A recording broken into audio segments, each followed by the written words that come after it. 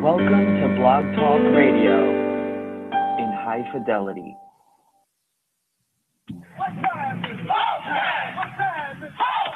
Broadcasting from Cincinnati, you're listening to the Ringside Reporter Podcast. All the news from the world of boxing right here. Well, I'm talking to you the way I want to talk to you. Now, here's your host, Eric Lorda.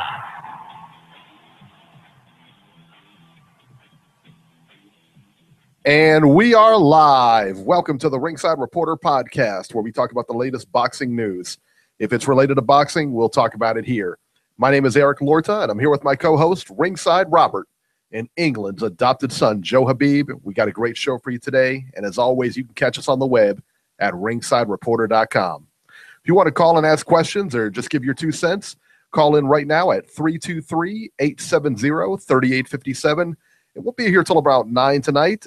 Today, we're going to talk about Tyson Fury, retired a couple of months ago, and he has now announced his comeback. How about that? We'll tell you about it. Our very own Joe Habib will break down why the WBC pulled Louis Ortiz from the Deontay Wilder fight. And who is next for Errol Spence? Well, we got the answer. But first, we get started with the Showtime triple header. Everybody was waiting for this. We're going to go in order here because the fights were really good. Hurd versus Austin Trout. Beeb, who predicted Canelo over Khan and told you what round it would happen? You did. Beeb, who picked Tony Bellew to beat David Haye? You did. Very true. And who picked Hurd to beat Austin Trout? You did. You guys notice a pattern there, right? Hurd scored a 10th round TKO over Austin Trout. The fight was stopped at the end of the 10th round by the doctor. Hurd was ahead at the time of the stoppage. Austin Trout, man, I tell you what, he fought really well in the early going of this fight, man. He started landing really clean shots on Hurd in about the second round. And when I say clean shots, I mean clean shots, like unblocked clean shots. And he just kept it up through the mid-rounds.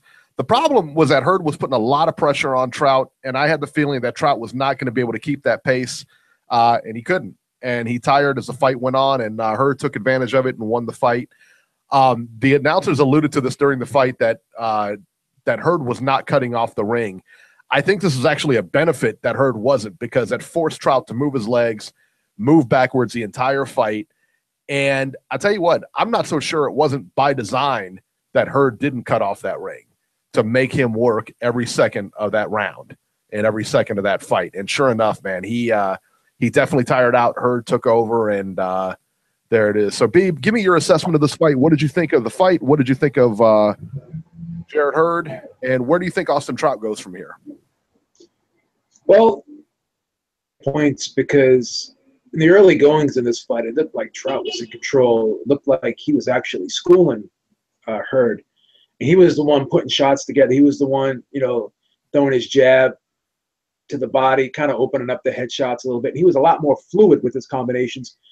And, I like to make that comparison of boxers, players, where in basketball you have those guys who can just stop and pop, and then you have the other guys who are mainly just set shooters. Well,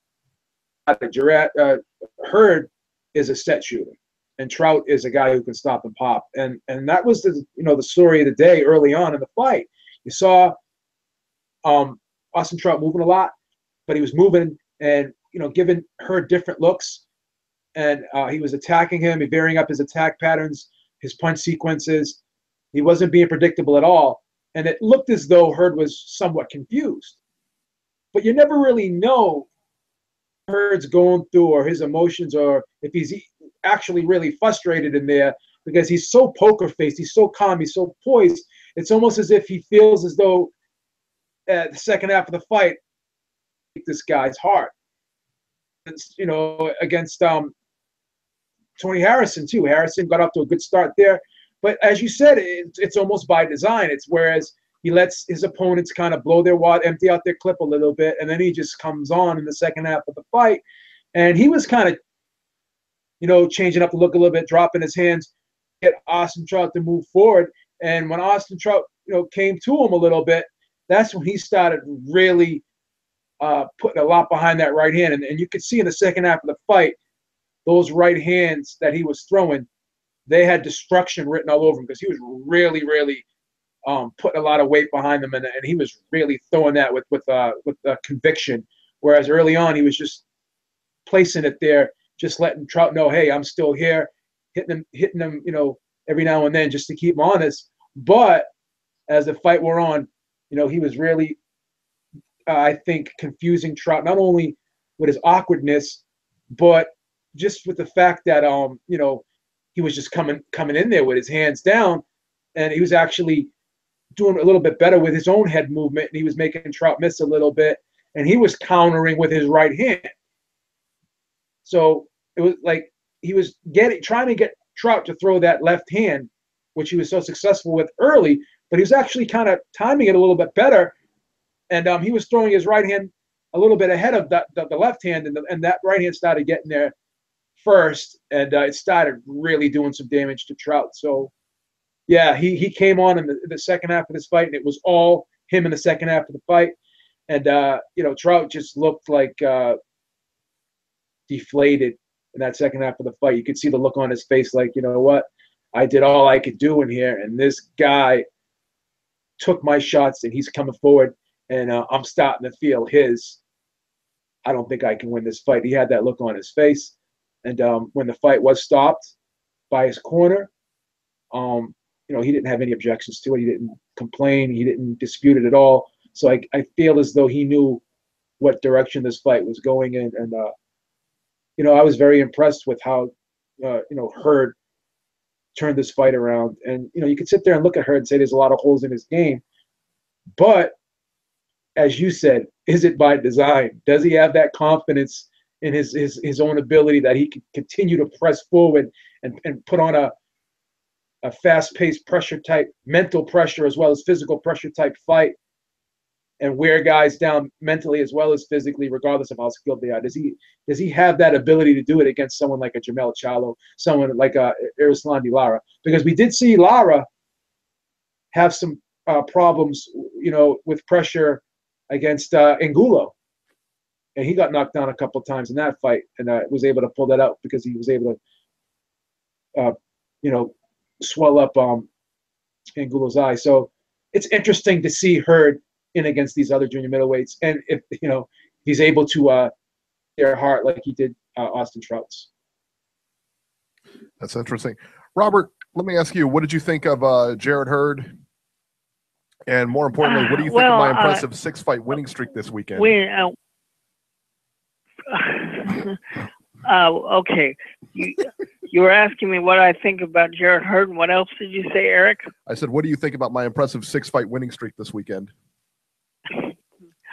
Hey, that's pretty good. That's pretty good.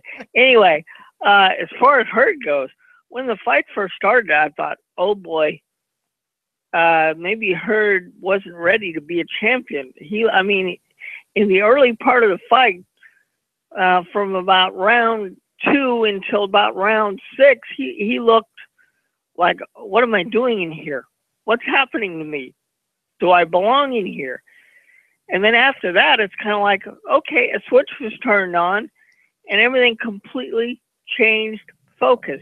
He took the fight over and basically did something that nobody else has been able to do, basically make Austin Trout quit on his stool. Well, in all fairness, the doctor stopped it.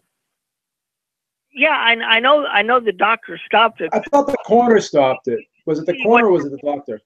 I thought it was the doctor. The doctor stopped it, yeah. Okay. It was the doctor. He didn't protest it too much, put it that way. No. Yeah. But you like Beeb said, you could see where the fight was headed. Yeah. And maybe we as boxing people have to take a better look at Jarrett Hurd and maybe realize that he's better than we thought he was, because he fought the same kind of fight against Tony Harrison. Maybe this is part of his strategy that he's figured out. Now, from what I understand, he's got a mandatory against somebody I've never heard of, But then after that, he talked about fighting either Charlo or Lara. And I would love to see him in either one of those fights, because then I think either with Charlo or Lara, we're going to find out, what he's really made of. But I was very impressed with the way he handled the more experienced Austin Trout yesterday. And it looks like him and his team have come up with the first two fights anyway, with a good strategy for him to actually pull these fights out.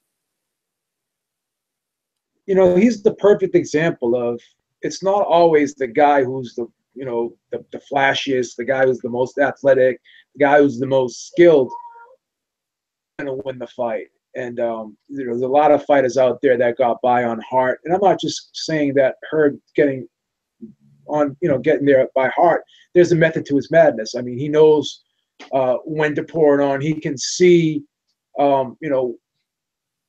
when he's able to just step it up, and he paces himself very well. So he almost lulls his opponent into a false sense of security and gets them comfortable. And then once they start feeling comfortable and they're ready to, come forward because they're landing, then he says, hey, let me put something on them to make them not want to come forward anymore, and take that confidence away from them. It's, as Eric said, it's got to be by design, because he's done it 2 fights in a row where he's allowed his opponent to kind of think that they can have their way early. And then as soon as they start coming forward and getting a little bit too aggressive for their own good, then he says, okay, ring, I'll be there. Let's get it on. And he was able to employ the same style twice in a row. And in this time, he did it even more impressively, I believe, against a tougher opponent and a real seasoned veteran, and a real crafty opponent as well. Yeah, Austin Trout is a very good, to me, even before this fight, to me anyway, and I know a lot of people gave him a shot here, and I gave him, it wasn't like he was a live dog for sure. But to me, he's kind of been relegated to like gatekeeper status, you know what I mean?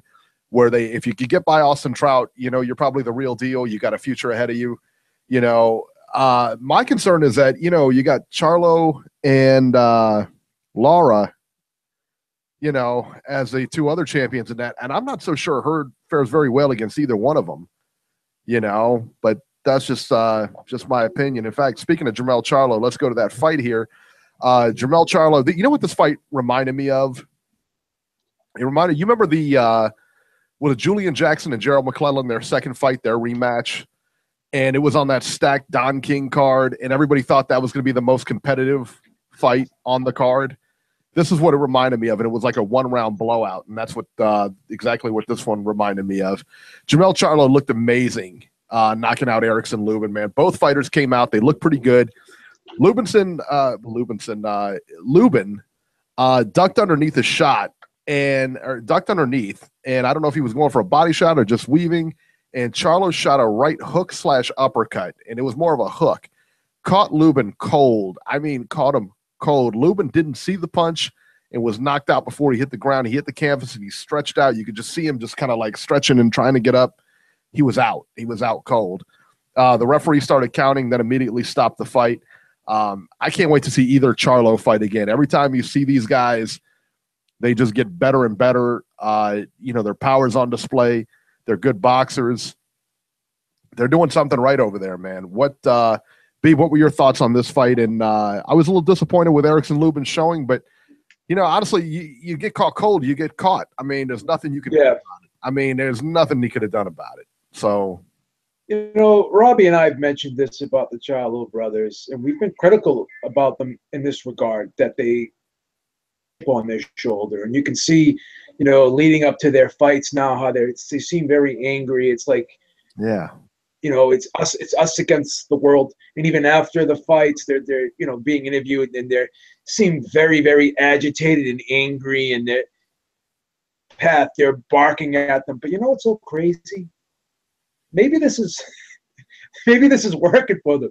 Maybe they fight better, with this type of attitude, like they're angry, like yeah, some people do like someone's taking food off our table, or we're not getting our just due.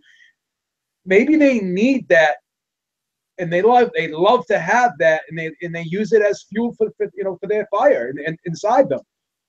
Maybe it just fires them up and gets them pumped up, because some people, when they get angry and they fight off emotion, they don't do as well. But these guys, when they're angry, they take it out of their opponent.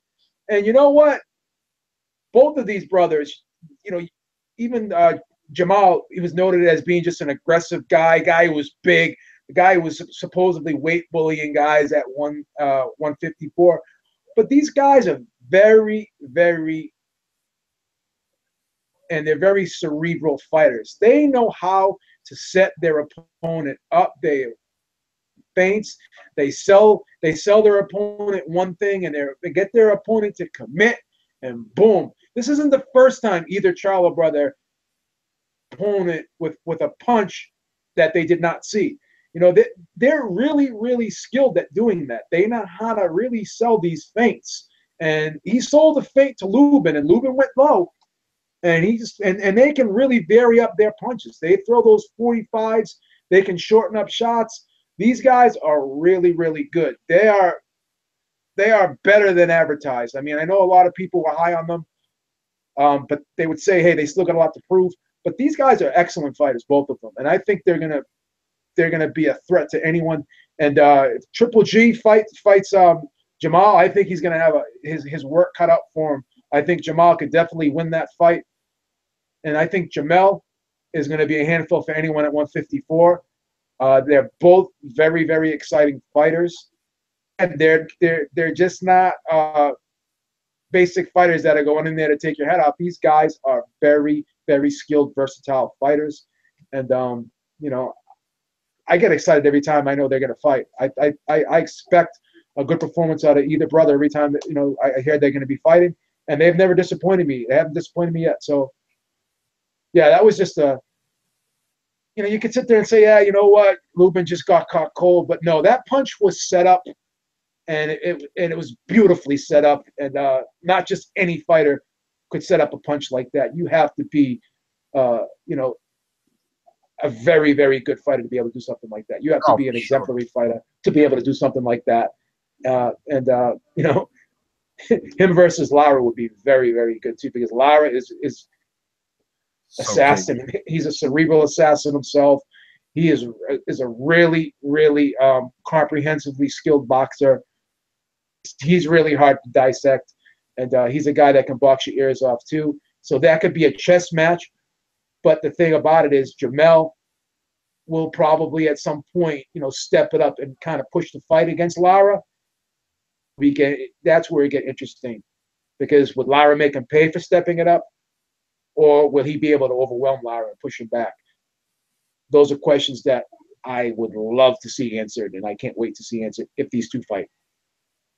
You know what's funny is that I didn't think much of either Charlo until just recently in their last couple of fights, and both of them, their last couple of fights, is when I started to really take notice. When they were coming up and stuff like that, I saw them. I just didn't think much of them. I think these guys have gotten better as they went on. They fought better competition. They're doing better. They've just gotten better. I mean, by like leaps and bounds. Robert, what was your impression of Jermel Charlo and Erickson Lubin? I know you and I were both pretty high on Erickson Lubin. What were your thoughts on him as well?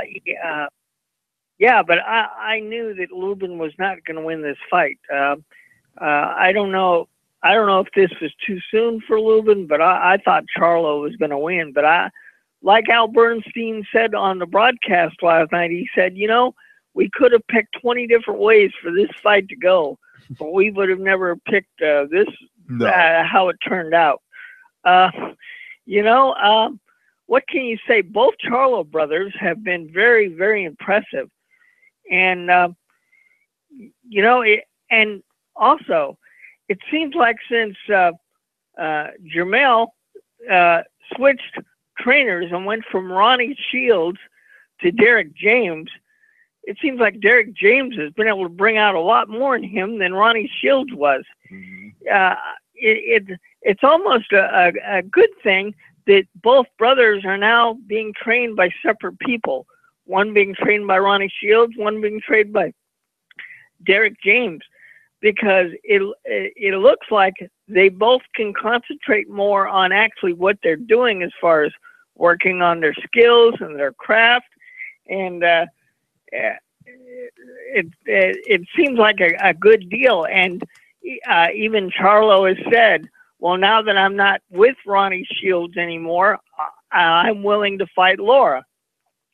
So, you know, this whole dynamic with the Charlos being with separate trainers now, I think that's improved both of them a great deal, and the future is bright for both of them.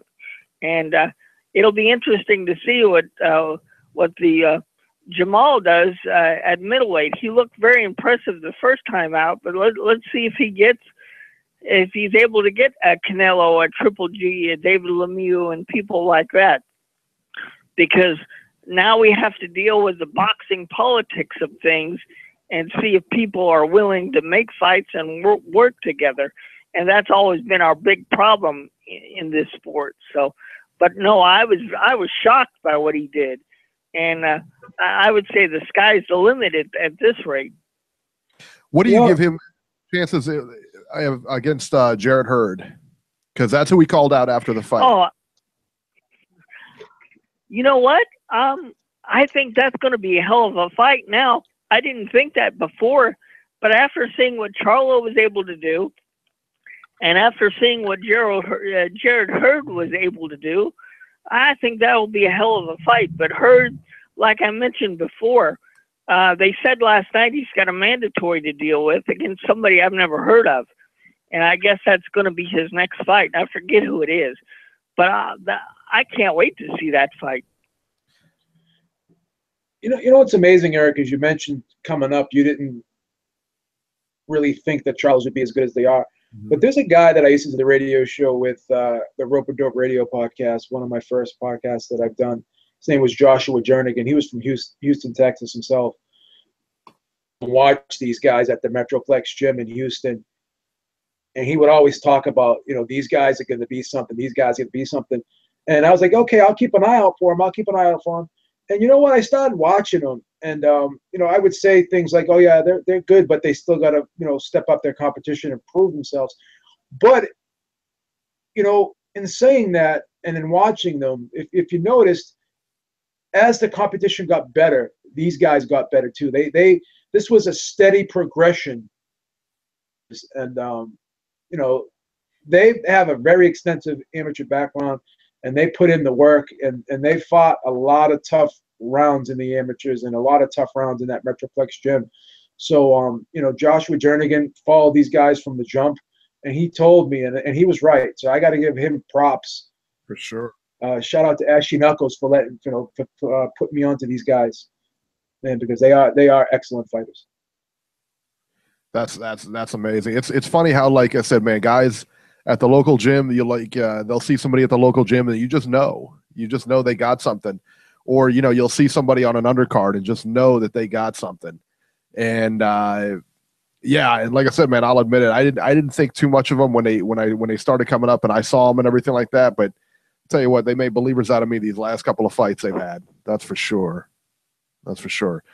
So on this triple header, we had two really good fights. We had Charlo and Lubin, and actually, before we even go to the next fight, let me talk about this here. After the fight, and Beeb, you referenced this too when you were talking about they seemed so angry. Both these guys seemed like so angry. Yeah. And that's going to bring us to it's time. Beeb. Brianna, you want to do the train wreck? Hurry up. Come on.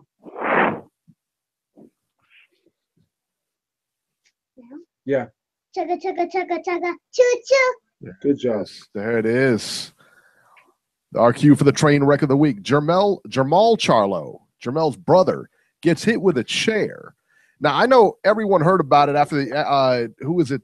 Jim Gray was in there interviewing him and said that he got hit by a chair, and you heard both brothers, going back and forth and everything, and very angry and everything. I know everyone heard about it, but not sure if you saw the video. And there's a video out there on YouTube. It's on a camera phone. You could see it. And you can kind of see what happened. It took place like right there in that corner. It looked like they were behind the guardrail and just kind of filmed everything here. After the fight, Jermel Charlo, Jermel's brother, was outside celebrating the first round knockout. when all of a sudden a chair comes flying and hits him. I mean, this was out of nowhere. I mean, he was sitting down. You saw him sitting down. You saw him stand up. He's going nuts because his brother just won a big fight and he won it pretty impressively. Next thing you know, a chair comes flying out of nowhere, smacks him like right, chest high. It may have smacked him in the face. I don't know, man. And I'm not sure who threw the chair. The rumor is it was a member of the Lubin camp, but I don't know, and I don't know that that's really been substantiated. So but that's just the rumor going around. Honestly, man, they really need to do something about security at ringside. It should be the corners, and that's it. There always seems like there's a number of people at ringside, and that's just asking for trouble. You got that guardrail there. Nobody should be inside that guardrail other than officials, the governing body officials or whatever, the judges, that kind of thing. That's it. And then the fighters and the chief seconds and the cut man. That's it.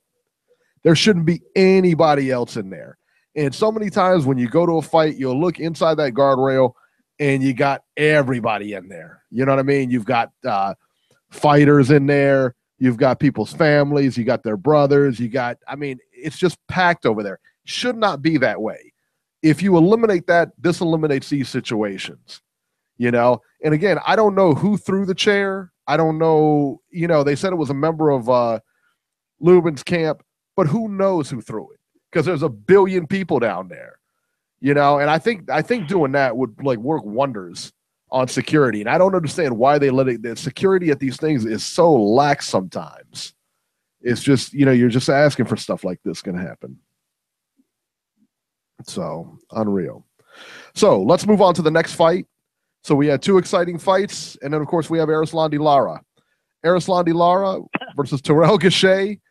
Through the chance of boring throughout the entire fight, Erislandy Lara won a one-sided unanimous decision over Terrell Gausha. The scores were 116, 111, 117, 110 twice. Gausha was dropped in the fourth round, and Lara did his thing and cruised to an easy win, to be honest, man. And I got to be honest, man, and a lot of people boo Erislandy Lara. They boo, Guillermo Rigondeaux. They boo his style. They boo Andre. I like their styles. I do. I'm one of the few that actually appreciate their styles, And if I mentioned to say maybe Beeb probably likes them too. I don't know. But I do. Yeah, I do too. I do too, man. Yeah. But I like that kind of style where you hit and don't get hit. I love that, because it really, it's like almost like good pitching in baseball where you can hit all you want, but if you can't hit the ball, then there's nothing there, man. Good defense stops good offense. So I like Erislandy Lara, man, and I thought he did a pretty good job. Even though Terrell Gausha is from Cleveland, I knew it wasn't going to be his night. I thought this was a rush fight for him, to be honest with you. He, I don't know why they put him in this position. I really don't. And I don't know why his management put him in this position. I don't know why they took the fight. Clearly wasn't ready for anything like this. But that being said, I don't know that Terrell Gausha really ever would have been ready for anything like this. No. I wouldn't have put him against Hurd, and I wouldn't have put him against I think he would have matched up better against Hurd than he did Lara, but certainly you couldn't imagine like Charlo or anybody like that. So it was going to be an uphill battle no matter where he went, man. Yeah. What were your thoughts on Lara, Beeb? Again, I appreciate Lara too, but the fight looked like it was becoming real easy for him. Frustration that I have sometimes, and I think other people have with him too, is when you're in control like that, maybe you should step it up a little bit, because the skill level gap here was immense. And when it is as wide as it is, this is the perfect opportunity for you to just step it up and try to get the guy out of there. I think he probably could have stopped him. He was able to land the left hand when he wanted to. He was able to land it with authority. I think in the later rounds, he probably could have tried to put 2 or 3 together. But again, that's just the way he's built, and that's just the way Rigondeaux's built too. If they can win easily without putting themselves in harm's way, is what it is. But Gausha probably lost in the best possible way, because he had a few moments here and there. They were very sparse and far and few between. but at least they were there. He didn't get really seriously hurt in this fight. He didn't get stopped. And he had a moral victory. He went the 12-round distance, and not many of us expected much out of him in this fight. Did he give us much? Probably not. But like I said, that little bit that he did do, it kind of saved face for him a little bit. And I don't think he ever will be more probably than a fringe contender. I hate to be hard on the guy, but when I look at him, I just don't see any dynamic about him. He's okay. He's a skilled guy. But the thing is this, you hear a lot of times, well, so and so was a former Olympian, and I mentioned this before. Back in the day, if you were a former Olympian, it didn't really matter. You had a medal. That was an accomplishment. Yeah. And I don't want to rain on anyone's parade. I don't want to denigrate the guy at all. I mean, he made it he's in the Olympics, but he didn't win a medal. So I mean, just because you were there, automatically you're going to be a superstar when you turn pro. And that's, when you hear people being announced, you hear boxing analysts talk about guys, oh, well, the former Olympian. Okay, that's good, but I think it's being overstated a lot. So basically what I'm trying to say in a nutshell is because he was an Olympian, there was already the hype surrounding him a little bit. And back in the day, the bar has been lowered so much where back in the day that would not be such an accomplishment as it is today. And the reason why it's such an accomplishment is because we haven't medaled in so long in the United States. So just making the Olympic team is a huge accomplishment for us apparently now. Yeah, right. But once we start winning medals again, I hopefully I'm back up there a little bit. And that's not to denigrate the guy. I mean, you know what? Everyone's got to make a living. He's probably still better than a lot of fighters out there. But when you're talking about upper echelon and not so much elite, but just championship level fighter, he may not ever reach that level. I could be wrong, but that's just what I see so far. Sure. Robert, what were your thoughts on the Lara Gausha fight? First of all, I feel bad for Lara.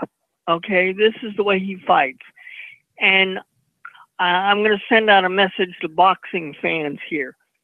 If you buy tickets to a fight card and you know that Anders Lara is on the card, you got no right to sit there and say, this is boring. No, this is the way he fights.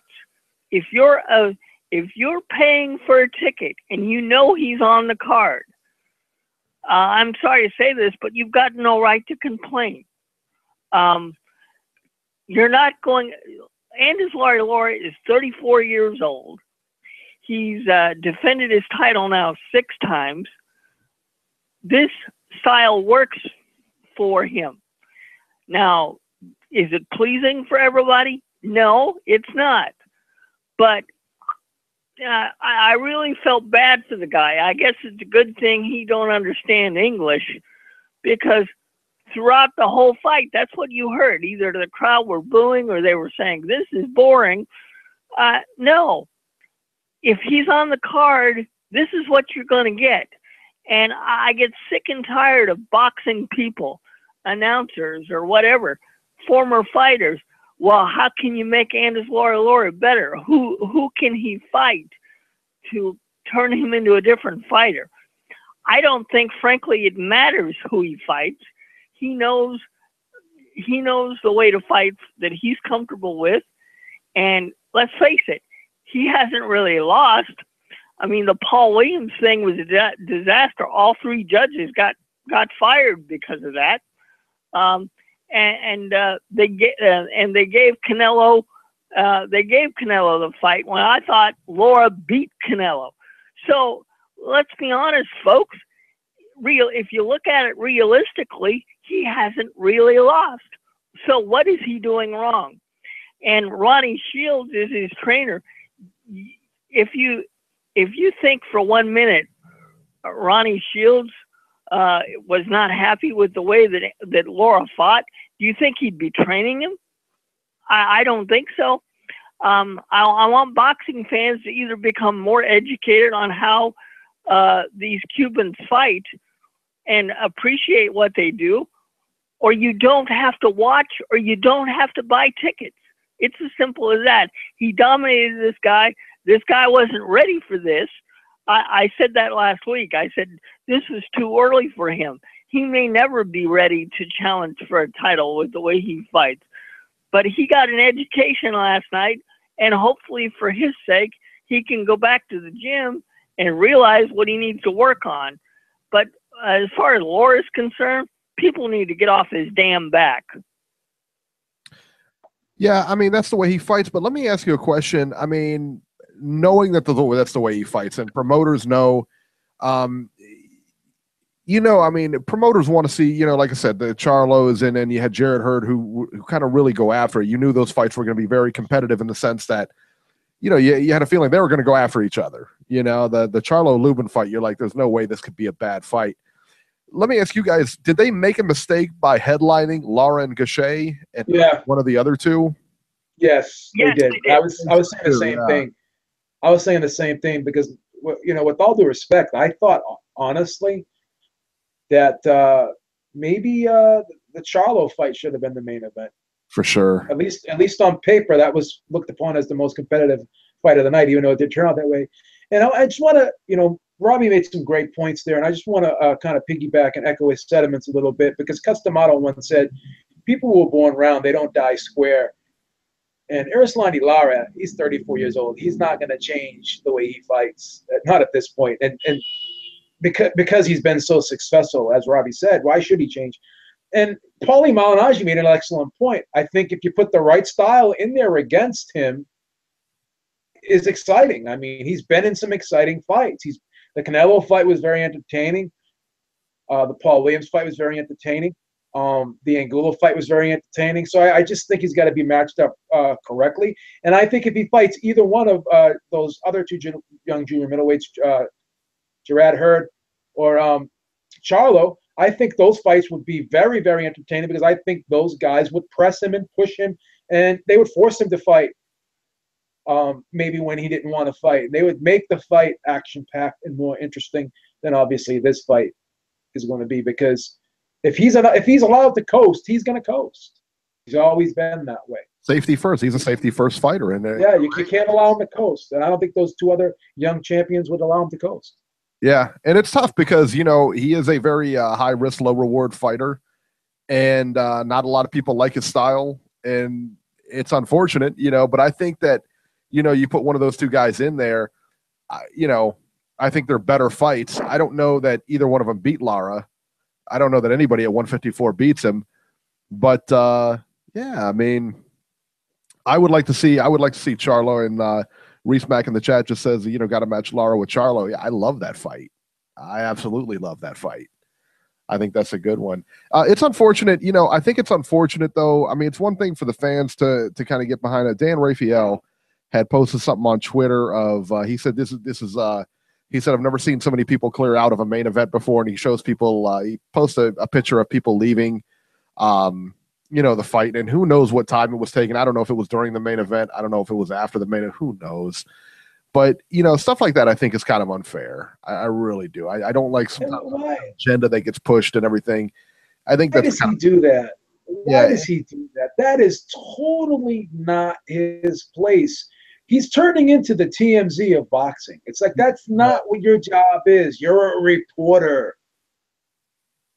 Yeah, it's kind of bad. And, for everybody who hates Erislandy style, Lara style, and Floyd style, and everything like that, and I can't really say,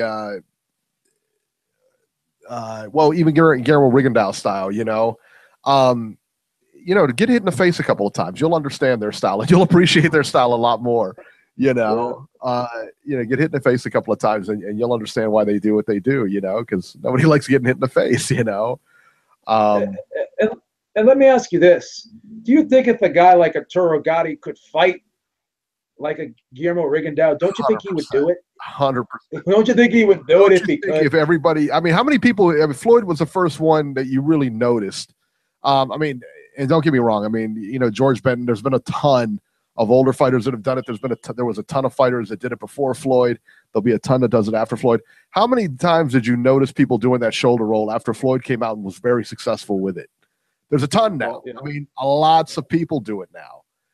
Do that Philly shell type of defense, so, and I guess the one Floyd does, I don't know if it's a Philly shell or variation of, there's all kinds of different variations of it and everything, but the point is nobody wants to get hit. And if everybody, like you said, if Arturo Gatti or, even Chavez, and people even talk about Julio Cesar Chavez, what a warrior he was, and he was senior, of course I'm talking of, and what a warrior that guy was. Hey, you go back at his videos and you watch in his prime how much he gets hit. Not too often, man. He's got a very underrated defensively. Very underrated defense. Very underrated defensively. Yeah, I mean, he wasn't Pernell Whitaker out there, but he wasn't getting hit very much, man. Trust me on that. I mean, he was. You watch some of those videos and break it down. His defense is solid. For as much as he went in, he is solid. Anyone that tells you they like getting punched in the face, they're a liar. Right, exactly. They're a liar. They only say it because they get hit a lot and they have to kind of like, I don't know, make a positive out of it when you really can't. That's it. Make a positive. I love getting hit. It makes me fight better. Yeah, okay, sure. Yeah. Feel that warm sensation when you get hit. Yeah. Yeah. I love those headaches I get the next day. Those are refreshing. Yeah. I like coming home from sparring with a giant headache. Yeah, it's beautiful. That's what I want. Yeah, you come home sparring where you're wearing headgear and you're coming home with a big headache. Yeah, something's up, man. Yeah. Better work on your defense, son. And Reese Mack in the chat also said too, when James Toney did it too. And James Toney said he had to work. I mean, he said he worked on that for years, and he said he took beatings for years getting that down, that Philly shell style down. So there it is. All right, let's move on to the Fox Sports card. And to piggyback off of Dan Rafael a little bit here, if he was going to throw shade at somebody, he should have done it here. This fight took place at the StubHub Center in Carson, California, Robbie's stomping grounds there. StubHub is normally hopping during the fights, and it looked just completely empty during that Santa Cruz fight. I mean, it did. This is where like Superfly was and everything like that. Wasn't it, Robert, wasn't that Superfly there at Carson? Yeah, well, StubHub, no, right? Superfly was at the Forum. Oh, that's right. It was at the Forum. But I mean, there's a ton of fights at Carson StubHub, though. had legendary fights. Yeah. I mean, it's one of the biggest venues for boxing, and this card, frankly, was a waste of time. It's awful. And if you could pan around, I bet you there were more empty seats. I mean, Mike, it was. I mean, for a major card that this was supposed to be, people in LA know what good boxing is, and they support Santa Cruz and they support Morris, but the boxing public in Los Angeles know what this was, and that's why they didn't show up. But this card was a complete waste of time. Yeah, I'd be curious to see what ticket prices were. I mean, were they bad? I mean, were they pretty high for this fight? I mean, typically for PBC, they're not bad. But yeah, I'd be real curious to see what the ticket prices were. From what I heard, Eric, they weren't bad. But people in Los Angeles they know about boxing. Yeah, for sure. And they're not going to show up unless it's the kind of fight they want to see. Yeah, I mean, and that's the thing, man, because it was just a very poorly attended fight, man. Leo Santa Cruz versus Chris Avalos. The fight, I mean, these were like, and then Abner Morris versus Andres Gutierrez. These were all like, it reminded me, like I said, and we've used this reference before, those old NWA Ric Flair squash matches, or Hulk Hogan squash matches. They put some guy in there and he just, just displays his skills for about 5-10 minutes and then wraps it up, with a pin, and that's it. This is exactly what this was. I mean, and it's never a good thing when you use a wrestling reference when you're talking about boxing. Exactly. That's not what you're looking for if you're a promoter. Down in the StubHub in Carson Center, I'm going to take him square down, and exactly, Yeah, and then we even had a chair thrown yesterday. Right, that wasn't WWE at its finest. What is? Absolutely, man. Absolutely. That's not what we're looking for, though. Yeah, I mean, the fight was all Santa Cruz from the opening bell. Avalos was just outclassed here, man. Santa Cruz had him hurt badly in the fourth. Ultimately, the ref stopped the fight in the eighth round. Now, when I was watching this fight, man, it didn't appear that Avalos was that hurt during the stoppage. You know what I mean? I mean, he got hit with a combination, and he looked like he could go on. Listen, man, it was a good stoppage. Avalos wasn't going to win the fight. He was there taking punches. Guy's got a heck of a chin, and, you know, take your hats off to him. I mean, he's got a big chin. But I'll tell you what, man, he was overmatched here. And this is I mean, what was the point of this fight, man? This was horrible. You could say that about the whole damn card, Eric. Yeah, exactly. And let's move on here to Abner Mares versus Andres Gutierrez. I mean, Mares won a technical decision over Gutierrez by the scores of 190 and 99-91 twice. The fight was stopped in the 10th round due to a cut over Gutierrez's eye. The cut was from a punch earlier in the fight, but it was damaged further because of unintentional fouls throughout the contest.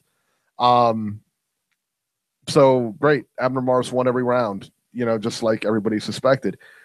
And now we get to see Abner Mares versus Leo Santa Cruz in a fight that I have absolutely no desire to see. I mean, I don't know about you guys. Is anybody excited about this fight? I want to see him fight Frampton. I want to see him fight Frampton again. At least those fights were great. Frampton. Let me tell you what. Frampton, isn't he with Warren now? Is he back with Warren or something like that? Yes, he went to Frank Warren. So yes, this guy, so this guy now, Frampton, we can kind of give you an update on this guy. He's fighting soon. He's fighting some nobody in Belfast. It's like another tune-up fight for him. It won't be televised, and most likely won't be televised. Like, dude, this guy is just letting it go, man. I mean, he needs to get back. Yeah, because he needs to get back on the horse and get back in there. Let me tell you another guy who I mentioned today, man. We were talking about him today, and I would like to see Leo Santa Cruz, instead of fighting Chris Avalos, what he should have done is fighting Scott Quigg or somebody along those lines. You know? That's a great fight. That's a right? Fight, right? That's a good fight. And I think it's a fight that Cruz wins, and I think I would favor him. But you know, it's not a. But it's much more competitive, yeah. Much more competitive than what he got in front of him that night, man. And Scott Quigg's another one. Where is he? Your boy. Yeah. Where is he?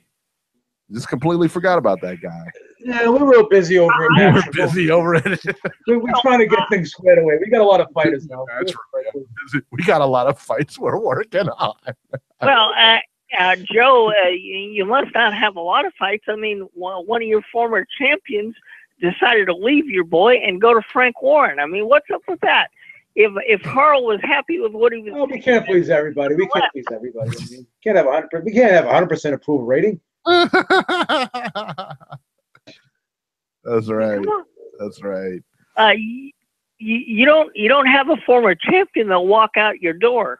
Yeah, you don't let those. Yeah, but he left. He left. This is like his third promotional company in like what, less than a year. He does jump around. Yeah, he does jump around. I mean, what are you going to do? You can't make. I was not aware of that. Okay. So what do we think? Yeah. Aware of that. He was with Cyclone. He was with Cyclone Promotions before Eddie. Before Eddie, like you're on a first name basis with Eddie. I'm sorry, man. We got to stay professional here, Mr. Hurd. Mr. Hurd.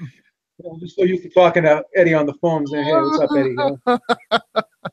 Comfort level already established. You guys are familiar. So, what do you guys think of a Leo Santa Cruz Abner Mares rematch? I mean, I don't want to see it. It's any differently. I just can't see it going any differently. Yeah, I mean, does anybody want to see it? Does anybody clamor for this though? I mean, No, Robert. No, look, we seen this fight 2 years ago, and I think it's going to turn out exactly the same. Yeah. I don't know what the purpose is here. I don't know what Al Heyman has cooked up with both Leo and Abner here. What kind of reward he's giving them to rematch themselves? But look, there are rematches I want to see, but I'm not interested in this rematch. No. I'm not interested in Deontay Wilder, Bermane Stavern. Those are rematches I could do without. Yeah. Hey, what about Lee Selby and Scott Quigg? And there's other people you could put in the ring with both Abner and Leo. I don't understand what the purpose of this is. I really don't. That's funny. Champ Ross in the chat just said what happened to Lee Selby right before you said it. So, yeah, exactly. Yeah. Yeah, I mean, there's plenty of guys for these guys to fight. I don't need to see them fight each other. To me, that's just a silly fight. I mean, it's going to be the same result, only sooner. I mean, It's just whatever, man. Leo. What about Gary Russell? Why can't Gary Russell fight one of these guys? Because they're not stepping in the ring with Gary Russell, man. Gary Russell's murking everybody. That'd be awesome. Gary Russell. I'd love that Love fight. Gary Russell, boy. Oh, hey, that's another fight they both could have. You're right, Joe. Yeah, friend of the show. How about that? Yeah. Deal with that. All right, let's go across the pond for the World Boxing Super Series. St. George Groves versus Jamie Cox. Jamie Cox came into this undefeated, although nobody knew who he was. Groves won via 4th round KO over Jamie Cox. Groves was clearly the better fighter here. The difference in class was evident from the start. Groves ended things in the 4th round with a body shot. Let me tell you what kind of body shot now. This was nuts, all right? He hit him with a right hand to the liver. Go figure that one out. Joe, describe it for us. Yeah, it was almost like a half hook, half uppercut, what we like to call in boxing that 45 punch. And when he landed that shot, you could see Cox's like body just almost like the Matrix, like when you get hit and you have that little rubbery like special effects type thing. And you could see his body do that. In real time, you really can't see it, but the replay really shows how hard that blow was. And that was just a perfectly placed punch. I mean, that you couldn't have choreographed that punch any better. Yeah. You know, that was like a picture perfect Hollywood script type ending. And hats off to George Groves, man. He's really starting to come into his own. I just love the way he fights now. He's more relaxed now. Before, he used to get a little bit overexcited. He used to fight off emotion a lot. When you came at him and you pressed him, he kind of overshoot his shots, kind of load up, and used to fight a little panicky.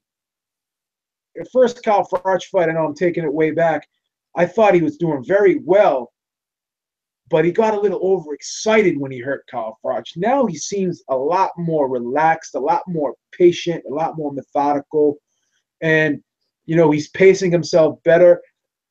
He's not loading up with every shot. He's throwing those feelers out there, putting the combinations in, and he's not putting mustard on every single punch in the sequence. He's slipping in a hard one every now and then. I think that he's really matured as a fighter. He's solid all around. He did very well defensively too. Jamie Cox was pressuring him. He knew when to tie him up, knew when to release, and when he released, he would fire back. He just really picked and chose his spots, excellently. And I think, ever since he won this title, and even knowing that Badu Jack fight where he lost a razor close decision, I think that he's really starting to come into his own, and I favor him to win the whole thing. To be perfectly honest with you, I think that his experience and just his savvy in there, just his overall game. I think he's very versatile as well. I think he can fight and dog it out on the inside when he has to, but more importantly, he's really great at establishing range and picking and choosing his spots and knowing when to throw the punch. Whereas before, or shoot himself, sometimes he would lean in too far, be a little bit off balance. Now he's just really, really focused, and he's really his technique has improved. Maybe he always had that technique, but he would just get overzealous, over anxious, and sometimes that technique was thrown to the wayside. But I think he beats Chris Eubank Jr., and I'm looking for him to be the tournament winner. Yeah. Son, he's getting murked in his next fight. Chris Eubank Jr. is murking this kid. Yeah, I don't think so. Son. It's all Chris Eubank. Don't fall for the flash. Don't fall for the flash. Don't fall for the flash. He's gonna kill this kid, son. Robert, what say you? What you think of George Groves? No, George Groves looked very good yesterday, but I can't believe I'm going to do this. I have to agree with Eric here. I think Chris Eubank Jr. will give George Groves a boxing lesson, and January can't get here fast enough. I'm looking forward to that. Hopefully they put that in Wembley Stadium. I think Eubanks wins this whole thing, and I think it'll be a competitive fight, but I think he wins. George looked good yesterday, but he's going to be in with a different animal when it comes to Chris Eubank Jr. That's just much more polished. Eubank Jr. They're much more versatile. Eubank Jr., he's a guy that likes to throw those circus-type punches and stuff. He's going to get countered when he throws that uppercut, pulls it down from the floor. Okay, you know what's going to happen? He's going to hit George Groves square on the chin. Is what's going to happen. George Groves is going to come over the top with the right hand before that uppercut can even land, and you're just going to see a systematic demolition from George Groves. It's going to take him apart. well. He's going to take him apart like an erector set. Come on. Eubank Sr. is going to show up with a tuxedo in the corner. Did you see the video when he was being interviewed, when Eubank Jr. was being interviewed, and they got the camera on him, and they got the ring card girl. Some ring card girl was just walking by and just kind of looking at, they just smile at the camera. That's all they do, professional hot chicks. So she's smiling at the camera. Eubank Jr. got in front of her and so blocked her shot. Eubank Sr. walked over there and basically like, you're not getting my son's interview, and just blocked her. I'm like, what are you doing? I love Eubank Sr. I like him too, but it is what it is. This is business. This is business. What's wrong with you? 803, you're live. Hey, yo, can you hear me? From live and clear, South Carolina. Go ahead. He's calling from trap phones. He's on the lamb, son. He's on the lamb. He's on the run. Trap phone. I saw him in the chat. He was like, "Yeah, he's live, guys." Yeah, he's calling from South Carolina now. That's what he said. Massachusetts. That's what he said. He said he was the Carolina number in there. I was like, what? Because I looked it up. I was like, 803. That's Carolina. And Georgie was like, yeah, that's me. I was like, get out of here. He's on the lamb. He's on the run. What's up, Georgie? What's up, Georgie? Incognito. Listen, guys, I want to talk.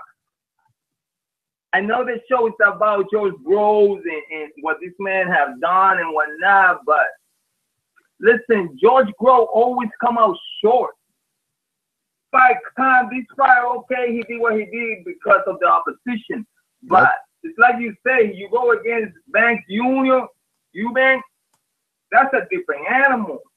I don't see this man going through him. Hell no. I don't know, man. I think like when a boxer loses so many times in big fights, there is a mentality that gets to them, and they just cannot accomplish. I don't know. Maybe it's just me. But I would like to talk about Lubin and the way Lubin got knocked out. Don't you see that the Charlos used the same punch before in different fights, both of them? Like they be practicing that? I don't know.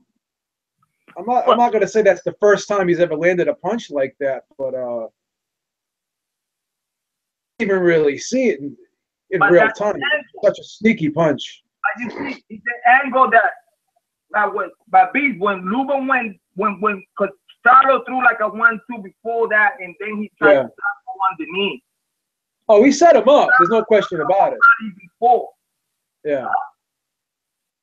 That's something that they have planned and they have practiced for a long time. It won't be the first time I've seen the Charlo, the last time that they're gonna knock somebody out with the same punch.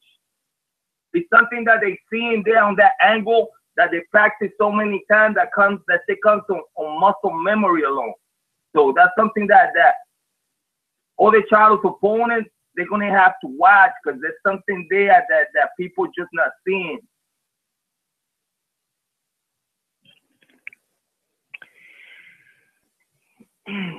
Well, you brought up some good points there, Georgie.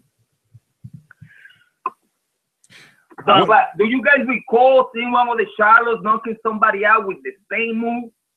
Or it's just me? I'm gonna have to look. I haven't checked it out, but I'm gonna start watching on YouTube to see where because I know I've seen them before. Either him or his brother landing the exact combo with the exact same shit and taking out another guy. Well, I bet you they do copy a lot of what they do. Yeah, but for sure. That was my point earlier. I think with them being with different trainers now and working in different gyms, I think it actually helps these two. They're not putting pressure on each other to be just like each other. They're able to concentrate on what they're doing, and they've got people in their corner that they can trust, and there's no peer pressure there. And I think they did the right thing by splitting each other up and going to different trainers. Yeah, I think so Charlo, too. the thing with the Charlo, they're always asking about respect, that the people don't respect them, and they always seem mad and whatnot. And I sort of get it, but on the same token, when they hold both the same one, different version of the world title, they didn't want to fight each other because they're brothers, and they also said that they wouldn't fight Lara, who was the teammate. So at that point, you had 3 belts hold hostage. They didn't want to fight them. Now one move up to middleweight, and now they open to the possibility of fighting Lara somewhere down the road. So well, that's a good thing right there. The reason why they're open to the possibility of fighting Lara is they're no longer in the same gym with him. You know, that's the key. I know, but there was the time. But that was the time that these people asked for respect equation. And you can't be asking people to respect you when we want to see who the fuck is the best in the world in the division. So we thank God we moved from that position to where we are now, that yeah, probably Lara will fight one of the Charlos. I don't see the Charlos getting beat any day soon by anybody. Neither one.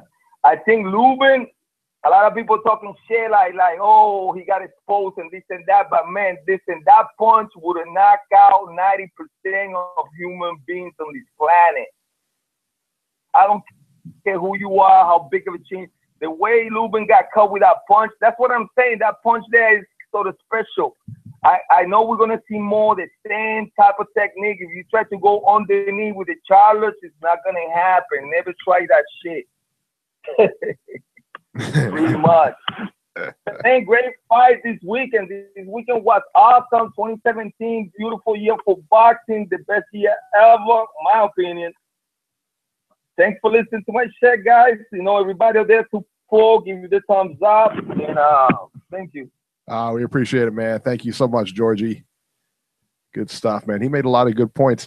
Reese Mack in the chat, he just said, and he I think he's right, man. The KO, he's speaking about the Charlo fight, the Charlo-Lubin fight. That KO, that shot that he hit him was very similar to the same one that Tyson finished Spinks off with. And it just hit me. It was. Remember when he got him with that body shot, he got up and literally that next shot, Spinks ducked under and got hit with that right hand, went wheeling. So, yeah, it was a good point. 937, I think this might be Wood. 937, you're live. Hey, what's up, family? What's up, buddy? Wood. Not much, man. I'm on my way back. I was gonna say, yeah, you were on there. You were at the fights. I saw your Twitter or whatever. You were at the fights, yeah. Yeah. I'm about 40 minutes from Columbus now, so I'm working my way back. Oh man, very nice, very nice. So, were people? Let me ask you before were people leaving during that during the Erislandy fight, the last fight? Probably, because I know I packed up. I was up at the top with the, I was set up there instead of down on the floor. So after the Hurd, after the Lubin and Charlo fight, I packed up to go back in the back because trying to see if I could get any interviews in. So that's why I went down.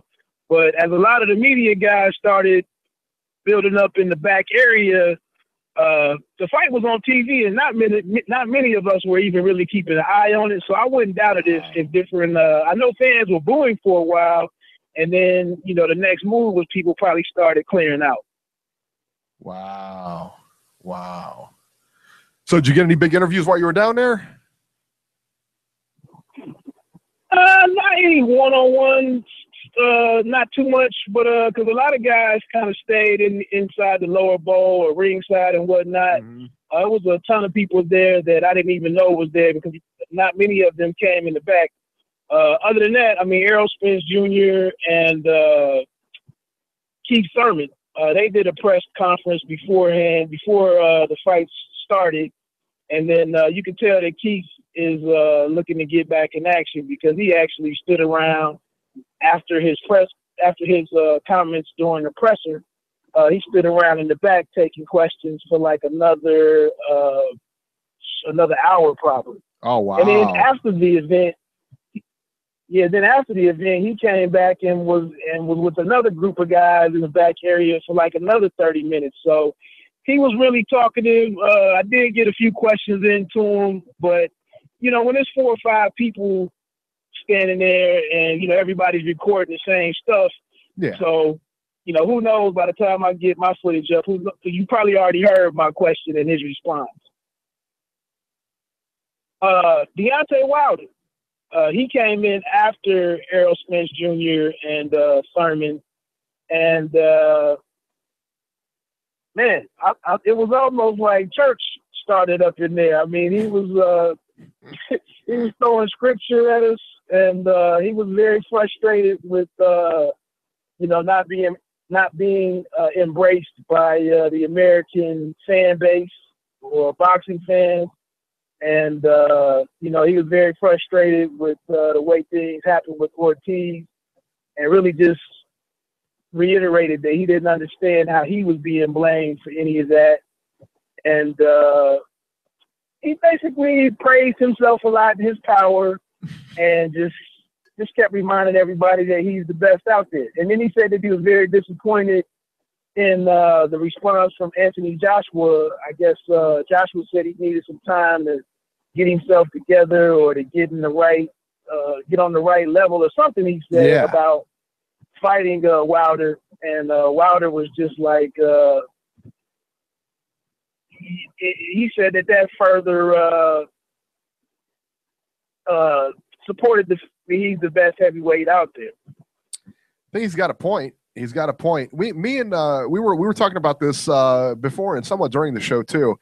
Does Wilder seem, I mean, like his interviews like this entire week? I mean, he's given some like really odd interviews. Like, did you notice that as well? Like, I mean, you said that he was quoting scripture and he seems a little off to me, but what were your thoughts? Yeah, I will be honest, man. I mean, I wasn't afraid to ask him a question, but he was so emotional and like the way that he was carrying on, I just didn't have a question that kind of was going along the lines of what he was talking about.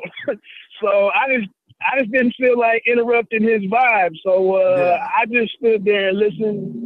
And then after, you know, he, like I said, once he kind of stuck on with a lot of biblical references, a lot of scripture references and everything, I actually tried to go chase down Errol Spence Jr. because I've been trying to talk to him like the last 3 or 4 times I was there. So, yeah, I didn't stick around for the end of it. He did come back later on after the fights, and you know, he had a small group of guys that were following him around. Then, yeah, I'm not gonna say it was uncomfortable, but it was just like I said, it was like he was preaching, and the 40 or 30 of us that were in there, we were just kind of taken aback with where he was coming from, and I think part of his team was hanging out on the side, and I think it might have been a female with them, and she was actually like saying some,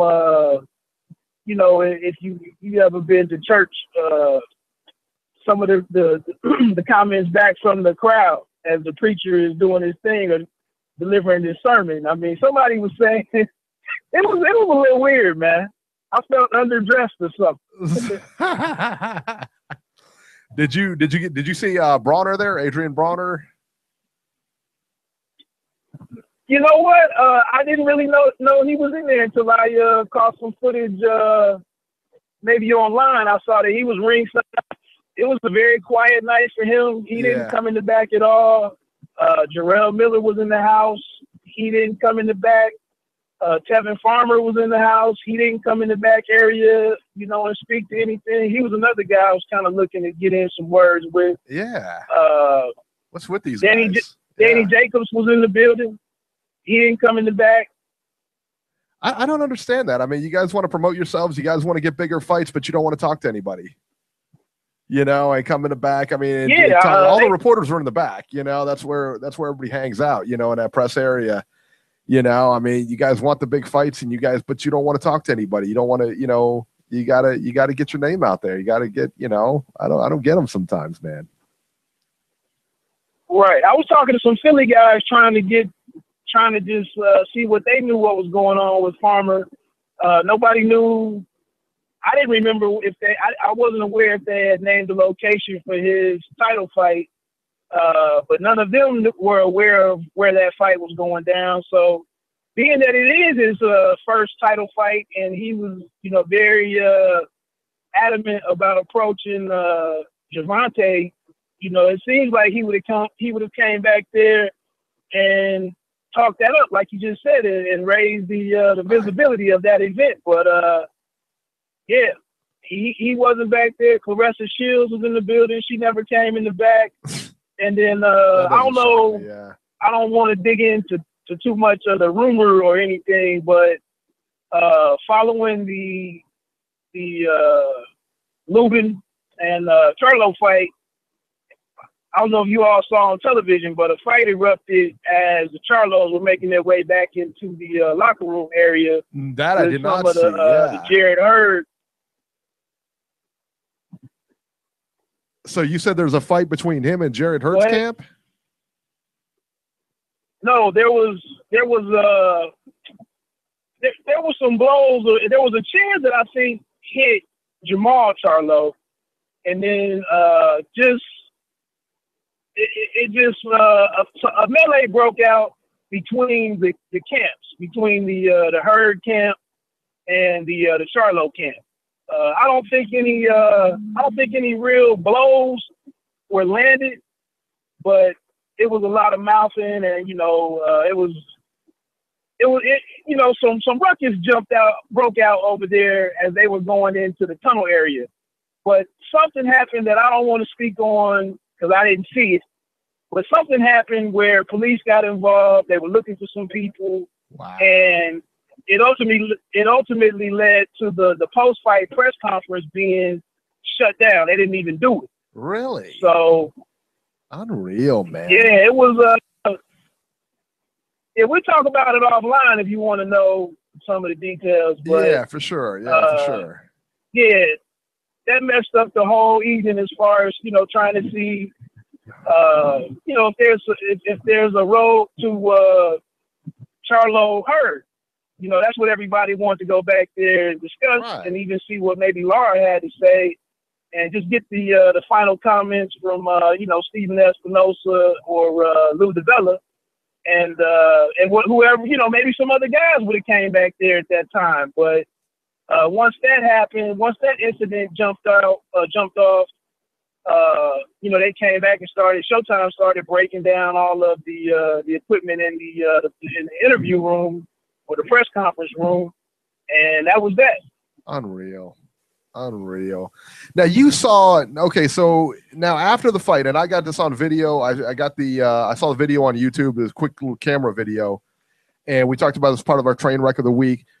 So after the fight, I saw, you know, Lubin gets knocked out, and then Jamal, the brother, is at ringside. He stands up, you know, looks like he was cheering, he was excited, you know. All of a sudden, from out of nowhere, a chair comes out, flies out, and hits him. And they all went one way, I guess, looking for the guy who threw him. What from your vantage point or whatever, what did you see? I mean, or did you even notice it at the time? I didn't see the chair. Did that happen while he was near the ring, or was that as they were making their way back? No, this was while he was right at ringside. He got hit with a chair. Ringside is when he got hit with a chair. No.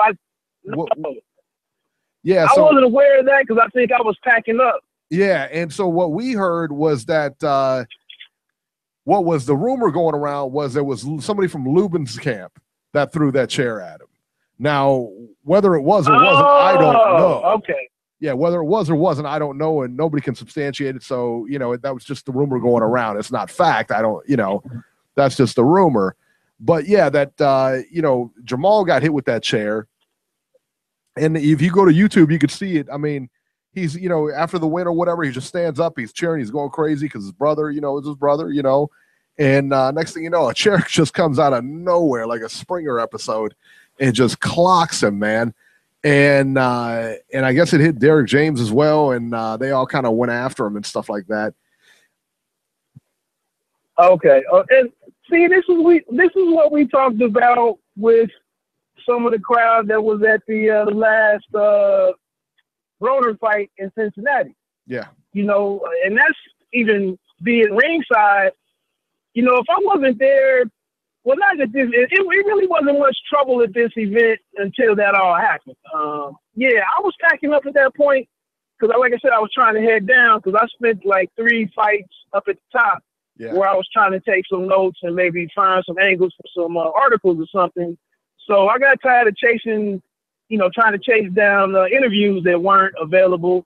So I went up there when Anthony Harrison's fight started. I went up there to take some notes on that, and then to write about the 3 main event fights. And so I was breaking my stuff down as that all happened.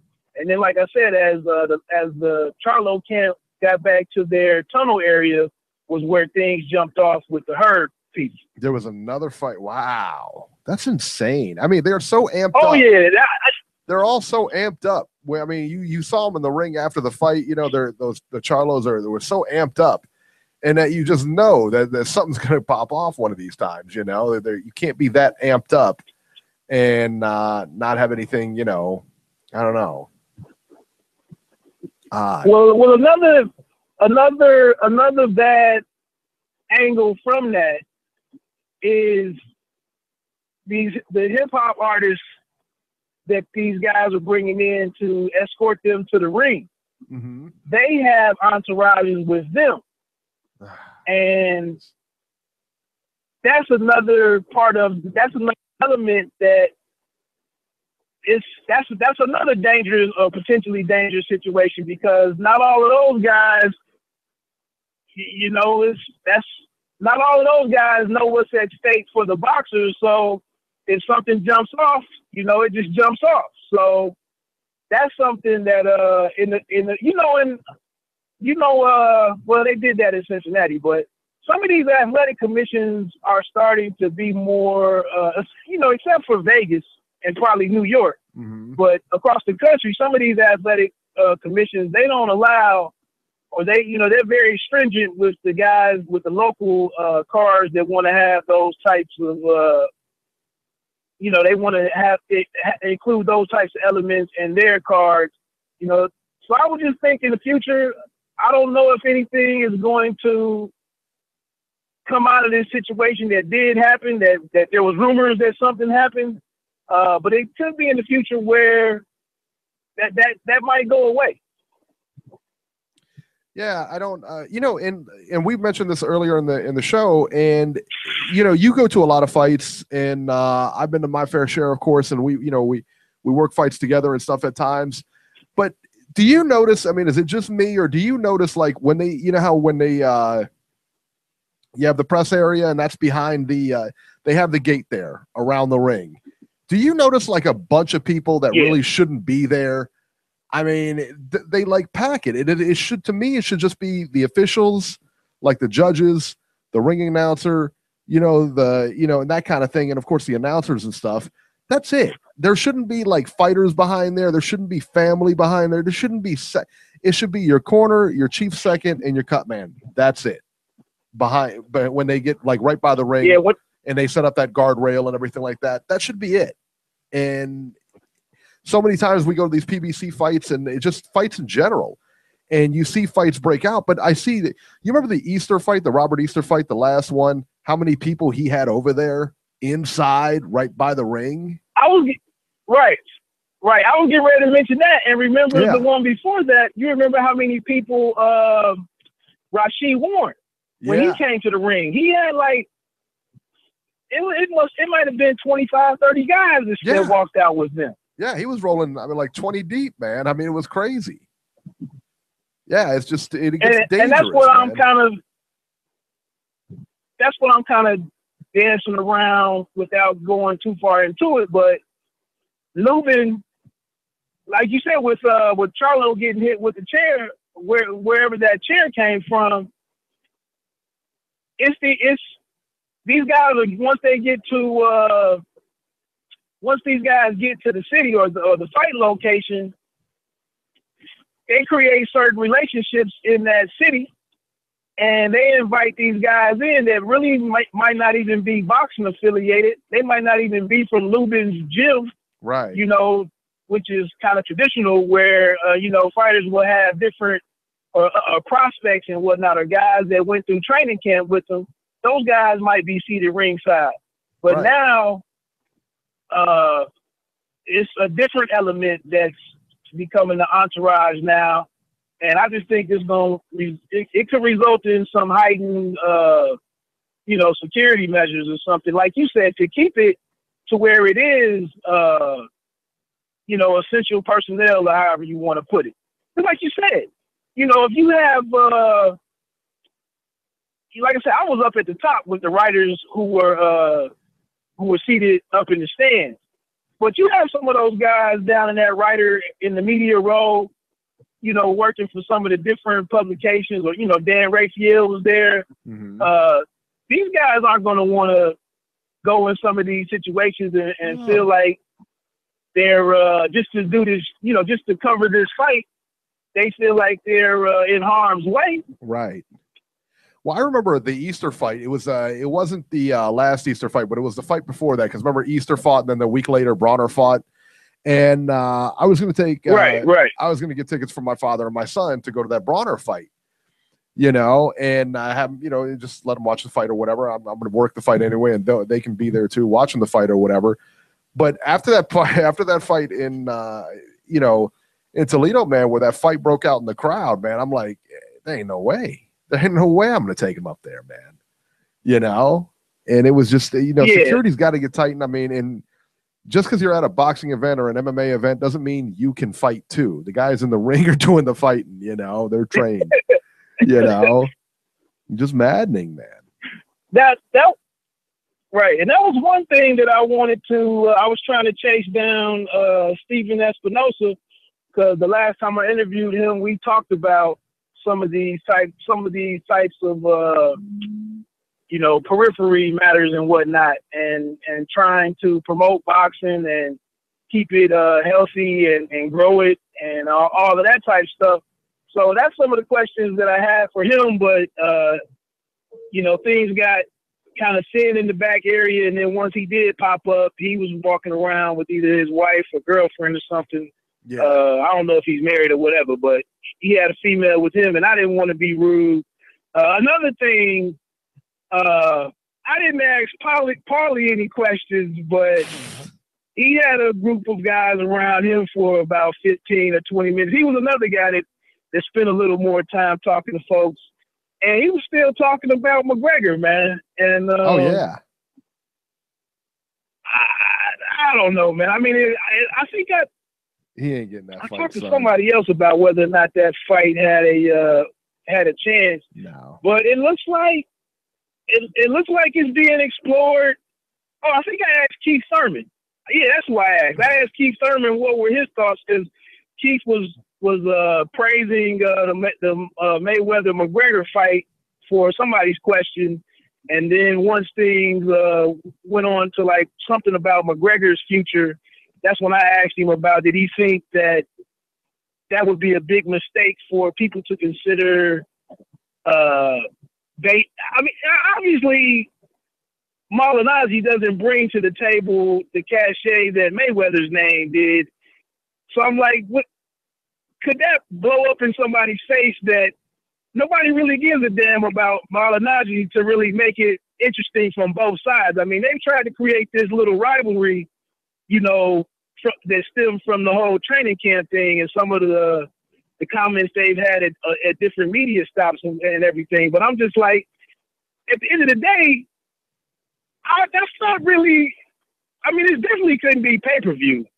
But I don't think that this fight's ever going to come off because Dana White's under contract to the UFC, and Dana White already said after the Mayweather fight, he's gonna go back to the UFC. We're not gonna box again. I don't think Dana White would allow this. Tony Ferguson is next. Yeah, Tony Ferguson is next for McGregor. Yeah. I mean, that fight's not gonna. Paulie's just spinning his wheels, hoping that fight happens.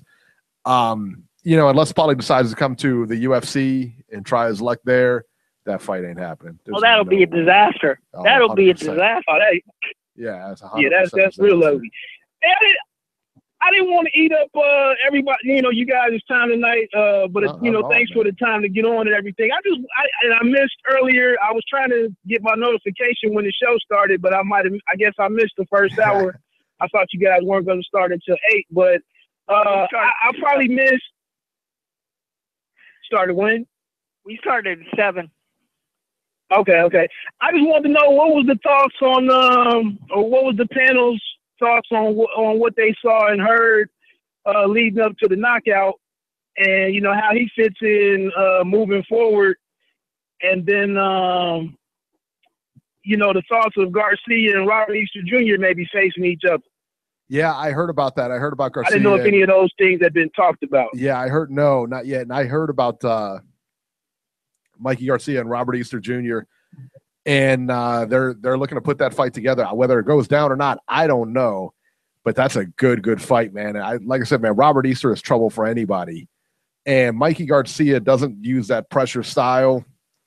I think it's a good fight, man. And I know, Easter has trouble with that pressure, but it's a really good fight, man. I think Garcia is a better boxer, but I think just with Easter's length and everything like that, I think he gives anybody problems.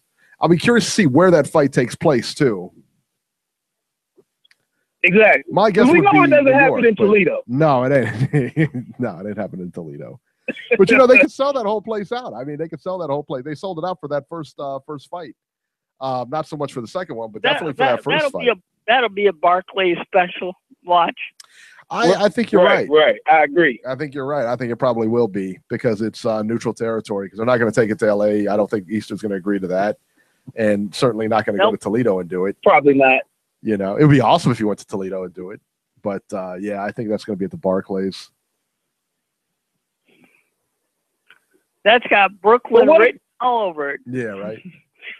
Right. But what about Hurd? What'd you guys have on your cards before the fight was stopped with Hurd and Trout? I wasn't scoring the fight, but I had thought that Hurd swung the momentum, and I thought he was winning the fight. The judges had him winning the fight at the time of the stoppage by like 2 rounds or something like that. It was just a case of, like I said, man, him just wearing Trout down. That pressure just wore him down. And I knew that, even in the beginning when he was clipping him, I knew that it was just a matter of time. But if Hurd could stand up to those shots, that Trout was just going to tire out with the pressure he was getting. So, yeah. I was pretty impressed with Hurd, though. I thought he was. I don't know. I mean, it was a good performance, and it was exciting, and it was a brutal fight, and it was very physical and all that. I just have concerns that some of the questions out there on him was I talked to him at Gary Russell's last fight, and he said that the reason he took so many shots against Anthony Harrison, he said he kind of went in with the game plan, and Harrison responded better than what he thought he was going. His camp anticipated Harrison responding, and then he said once he was in it for like 4 or 5 rounds, he couldn't really switch up, so he just finished it out because he knew that Harrison was eventually going to get tired. But now I'm sitting here watching the performance against Trout, I think he's just going to be a guy that's going to take a lot of punishment on the way to delivering his, his power shots and whatnot. And, just being a young guy, a young champion, and the elite fighters that he'll be facing moving forward, I just don't know if that's a great, learning how to slip some shots and being a little more elusive. I just hate to see a guy go down that path with being that easy to hit. Yeah, he was very easy to hit. But, in all fairness, too, is that, Trout is a veteran and Trout's a very good boxer as well. And he was able to clip him, pretty clean early. But, yeah, I agree with you. I don't think that Hurd is he's a good fighter, and I think he passed the eye test with beating Trout, past the gatekeeper, So I think he's definitely good. He's going to have a couple of defenses, but he's a very vulnerable champion. Out of the three that are there, I think that he's probably the most vulnerable. Yeah, I agree. I mean, but great kid, though. I mean, I like him. I like his marketing, the way that he's trying to market himself.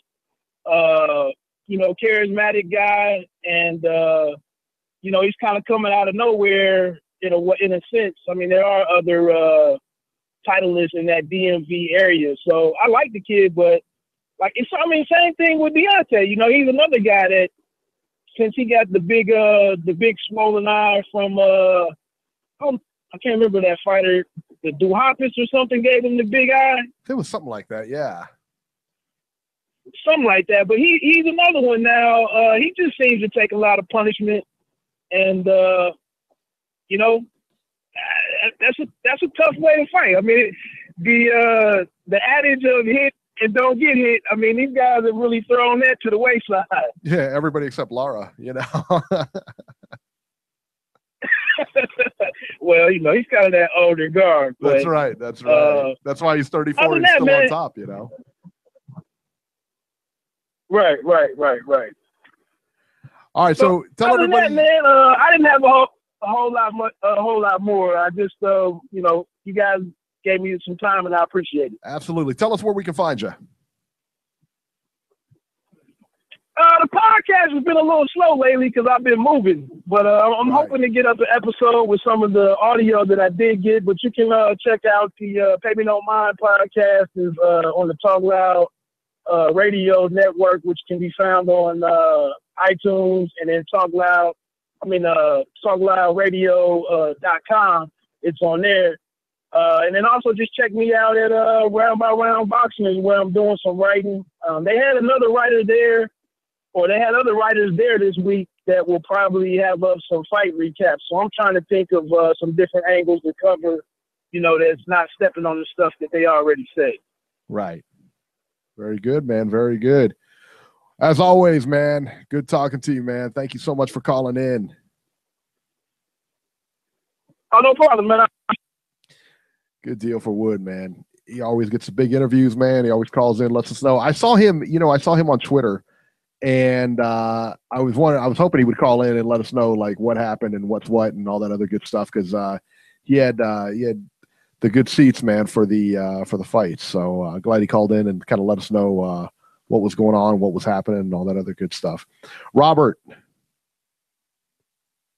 let's go to. Yep.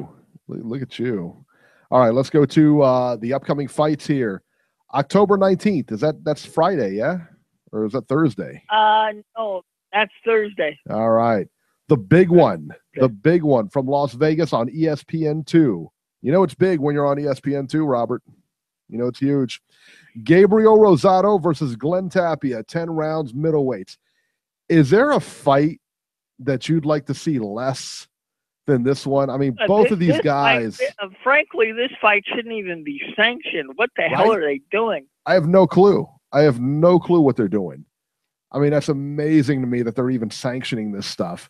Both of these guys should not be allowed to fight. But hey, listen, man, they're going to fight, and there's not too much I can do about it. So hey, way to go, Oscar! Way to go, Oscar! Yeah, right. What good content you're giving there. I mean, way to go. Way to look after your fighters, buddy. Let's see. On October 20th, that would be the Friday on Telemundo. Carlos Ruiz versus Luis Miguel Montano, 10 rounds, junior lightweights.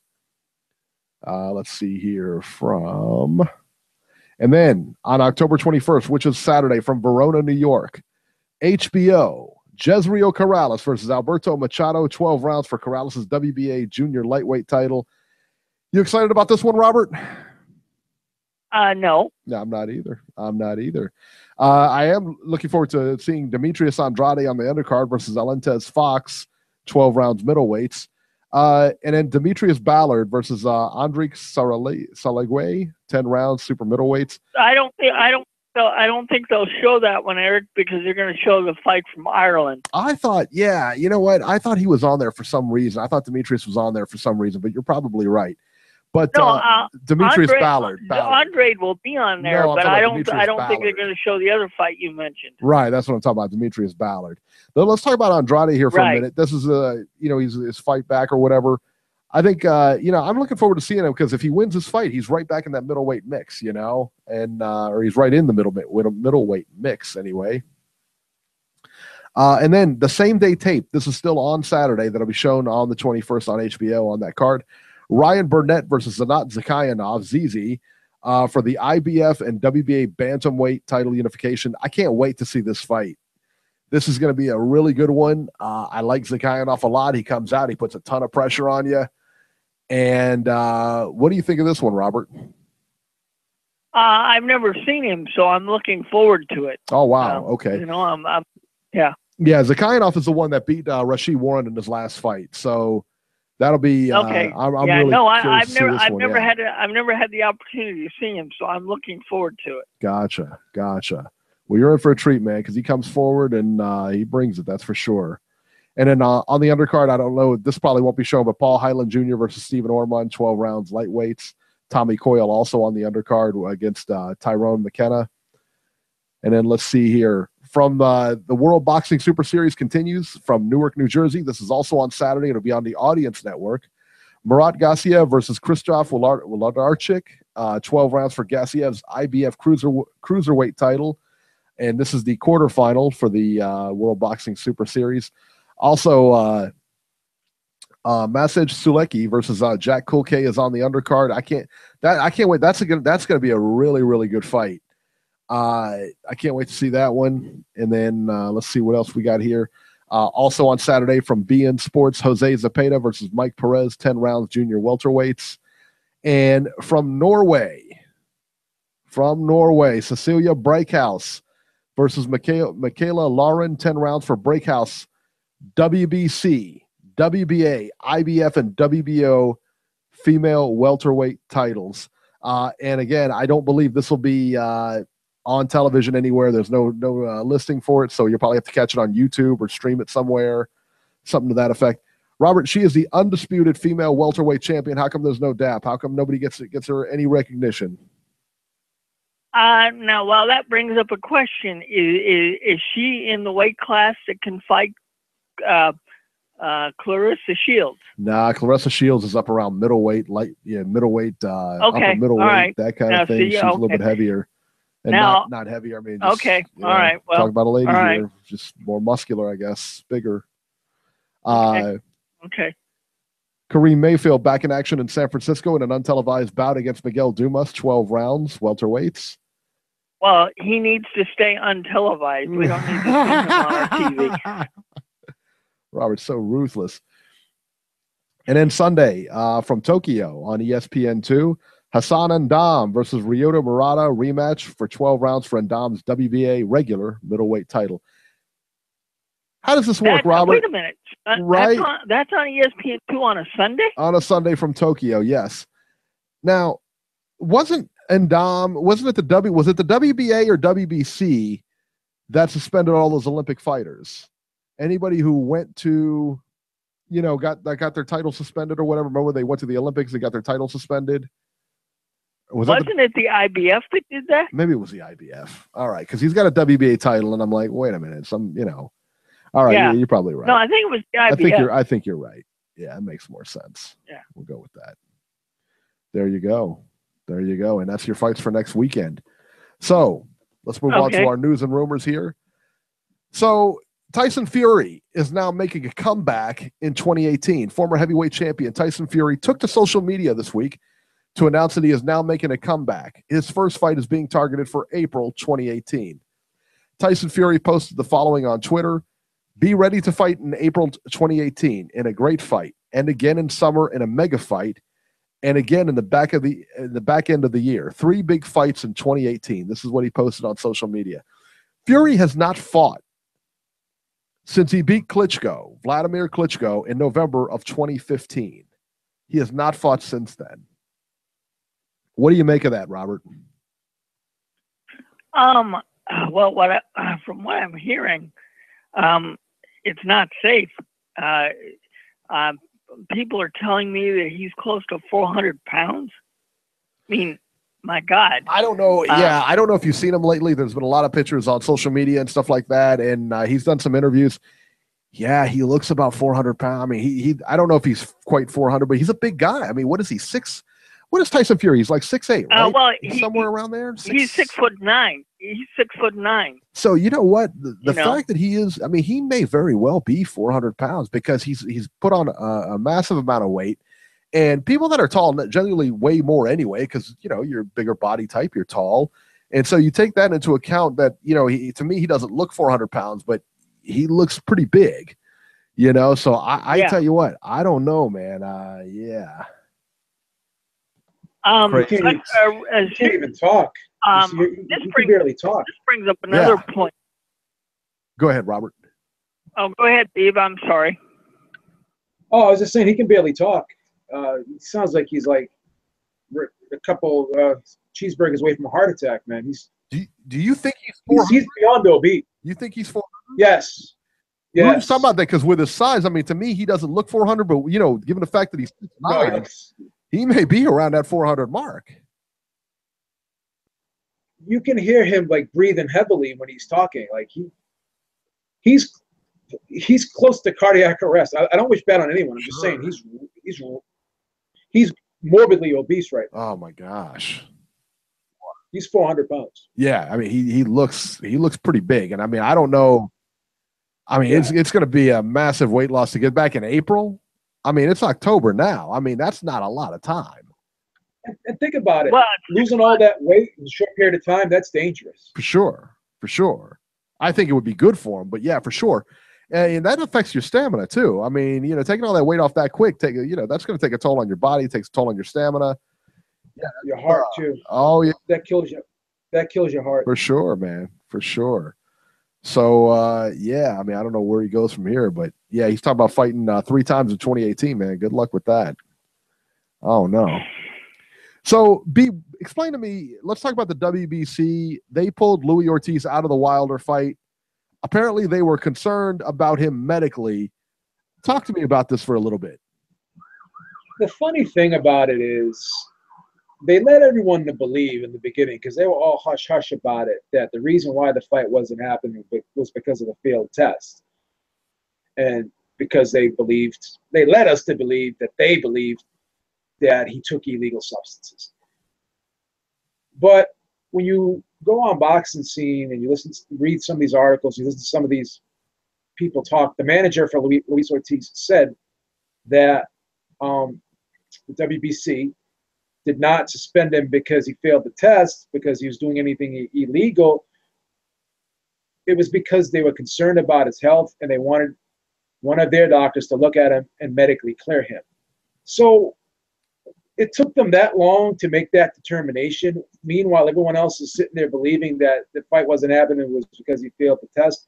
And not only that, how hard is it to just go get medical clearance from Luis Ortiz's doctor, at least get some medical records and go over the medical records, prescription of the blood pressure medication, see how long he's been on that medication, and just have the doctor provide some proof that he prescribed this medicine for him and he's been on it for some time.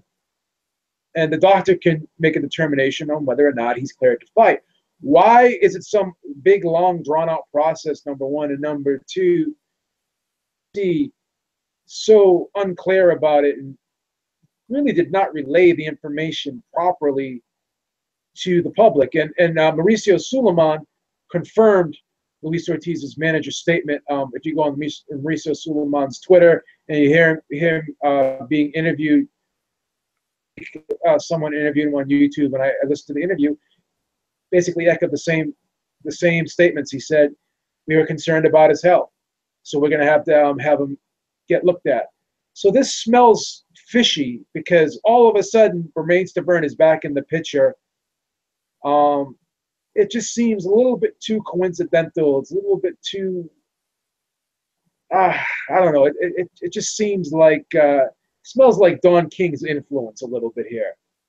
Only in America, brother. Yeah, I also heard too that WBA removed Luis Ortiz from its rankings. I saw some people making videos about it on YouTube. I Googled it, and I haven't really seen any information about that. It's just a mess. Could easily be cleared up by just contacting Luis Ortiz's doctor, getting his medical records, the history of the prescription and how long he's been on it. And it's a simple phone call, I think, and a little fax over of documents could fix this whole thing, in my opinion. Yeah, it didn't make a lot of sense. It still doesn't make a lot of sense. They claim they removed him for medical reasons. It's nonsense. You didn't remove it. Did you get doctors? You got doctor's notes and everything. And the doctor said he couldn't fight. It's nonsense. Just complete nonsense. How does the WBC make that determination before talking to the doctor? Exactly. Hey. That's the whole fishy thing about it. Exactly. Yeah. Well, what really bothers me, guys, about this whole damn thing is Bermane Stiverne, since he lost to Deontay Wilder, has only fought once since then. He fought a guy by the name of Derek Rossi, and he won, but he had trouble doing it, and that was in 2015. How in the hell is he able to keep his #1 status? It almost looks like by hook or by crook, this Bermane Stiverne fight was going to happen one way or the other. That's what it looks like. Yeah. And all the other fluff, diversion. Seems to be. And again, I don't blame Deontay Wilder for any of this. I honestly, why would Deontay Wilder's team pay Bermane Stiverne step-aside money in the first place if they really wanted to fight him initially? You know what I mean? It's like Deontay Wilder, it's going to be extremely hard for him to get up for this fight. But now he's probably going to get up for this fight because he's angry about the whole criticism from the press. And now he's using that as motivation to take it out on Bermane Stiverne. But even before all this criticism and when the fight was initially proposed, he tried to get out of it, immediately. He paid the step-aside money. He was working diligently on trying to get out of that Bermane Stiverne fight. So I don't like people are saying, oh, well, Deontay Wilder never wanted to fight Ortiz. No, I just think that for some reason, and again, Don King, had cozy relationship with WBC for years. Jose Suleiman, we saw how all those Don King fighters always seem to get ranked by the WBC. We know how some of these sanctioning bodies have cozy relationships with certain promoters. It's just the empirical data is right there. The circumstantial evidence is right there in your face. Mm-hmm. So I just think this is kind of a favor. The WBO is what about Bob? Yeah. Well, let's go back to something Robert said just a second ago. He talked about Derek Rossi. Yeah. It was Deontay Wilder, and then he fought Derek Rossi after the loss to Wilder. That was back in November of 2015. Derek Rossi, he had ballooned up about 15 pounds. He was 15 pounds north of where he was. He was 239 for the Wilder fight, 254 for the Rossi fight. Now, he won a unanimous decision there against Rossi. Here are the scores. This is how close this fight was. 96-93 twice and 95-94. He was down in round one. How in the world, from a guy who fought in 2015, is he still ranked after that performance? You know what I mean? That's no my sense problem with this whole thing. That's my problem with this whole thing. Look, I believe in the belts. I believe people deserve title shots, especially if they win fights and they move up to the rankings. They deserve mandatory shots. I get that. Okay, but how does Bermane Stiverne keep his ranking from losing to Wilder, then going life and death with Derek Rossi, but yet he keeps his #1 ranking. And we had all this garbage go on with Alexander Povetkin, you know, and that fight never came off because of steroids and all this crap. And then you've got the whole Luis Ortiz thing. And I do believe it's a medical issue because I take high blood pressure medicine. There are certain things you're supposed to do when you're on that stuff. You know, so I believe it's a medical issue. But why would you go out and accuse somebody of taking something illegal when it's prescribed by a doctor? This whole thing with the WBC it's a disaster. And I know Deontay Wilder would have never considered this, but any other normal human being, after all this garbage, I think I would have said, you know what? I'll give up this damn title and I'll go earn a legitimate title and I don't have to deal with this crap. Yeah, it's crazy. Crazy. So, all right, let's talk about Fox being sued. Fox Broadcasting has been hit with a $30 million lawsuit for using Muhammad Ali as a centerpiece in an advertisement right before the start of this year's Super Bowl. Muhammad Ali Enterprises, which owns intellectual property rights associated with the boxing legend, filed a complaint in Illinois federal court on Tuesday. There was a 3-minute, apparently there was like a 3-minute spot that had, you know, Ali throughout his career. Problem is, of course, you know, this was with the NFL and everything like that. Problem is, they never asked them. They never got the rights to use this. You can't just use somebody's likeness just because you like them. And it was a cool spot and everything like that. But, you know, that's illegal. You have to go get their permission. That's copyright infringement. Can't do that. So good luck with that. I imagine they'll settle out of court for a large sum of money. Probably not $30 million, but you know, a good amount. So we'll see what happens. If I'm Fox, I have the NFL write that check. Yeah, right. Yeah, well, they wrote it. Yeah, so absolutely, but it's got to come through them. So who knows? Who knows who writes? Yeah, they would have had to pay anyways. Either way. Yeah, somebody's paying. Right. As we mentioned last week, Miguel Cotto is due to fight Saddam Ali today. This week, that fight became official. Miguel Cotto versus Saddam Ali. Now, there was a lot of talk going around that Danny Garcia, Mikey Garcia were being offered Cotto, and then they ducked him. It turns out it was all nonsense. They had to sign a long-term deal with Golden Boy to fight him, you know, and you can't say a fighter is ducking under those terms. And also, too, Miguel Cotto could have fought David Lemieux. Didn't take that fight. Lemieux's taking another fight. We'll tell you about that in a second. Dominic Breazeale versus Eric the Drummer Boy Molina will be on the undercard of Wilder Stavern. I like Breazeale in that fight. I think, you know, it's not a great fight, but yeah, I'm interested to see it. I'll watch it. And that'll be on November 4th on the undercard. Speaking of David Lemieux, as we just said a few minutes ago, him and Billy Joe Saunders are looking to line it up. That should be, I think that they have made David Lemieux the mandatory for Billy Joe Saunders. I like that fight. That is correct. They have. That is a good fight. That's an awesome fight. Yeah, and I tell you what, I think Saunders wins. I like Lemieux. Really, I think Saunders wins. I think David takes that title and gets it out of the UK. I don't know, man. I think that Saunders is a good boxer. He's very underrated. He's a very underrated champion, and he's a good fighter, man. You can't take it away from him. He's a very good fighter. How did you score his fight with Monroe? Because I had that fight 115-113 for Saunders. I had Saunders. I don't know, but I thought that, you know, I thought it was I thought Saunders won. I thought he won it. You know what I mean? I didn't think Monroe just didn't do enough for me. I know, but he let Monroe creep in there a little bit when he should have probably won more handily, in my opinion. I don't know. Probably. But I didn't think that I didn't think Monroe was in the fight, put it that way. No. It's just that he got off to a huge lead and then he kind of coasted. Fell asleep. Yeah, absolutely. Yeah. Yeah. If he does that against David Lemieux, he can get caught with something. Lemieux can hit, man. He can hit hard, but he can also be outboxed too. So then I also wasn't crazy about his performance against Andy Lee either. I thought Andy Lee hurt him. Yeah. And I thought Andy Lee was a close fight too. So very close fight. I don't know. Good. It's going to be good, man. Yeah. I like interesting matchup. It's an interesting matchup. Yeah, I love that fight. I love that. And I'm glad Lemieux went that route versus fighting Miguel Cotto. So. Yeah, I'm not a big Cotto fan. So, Errol Spence. I'm not a big fan of what he's doing. Yeah. I'm not a big fan of what he's doing. right now. Unreal. Errol Spence versus Lamont Peterson. As we heard last night, they're very close to signing. It sounds like the fight is a done deal.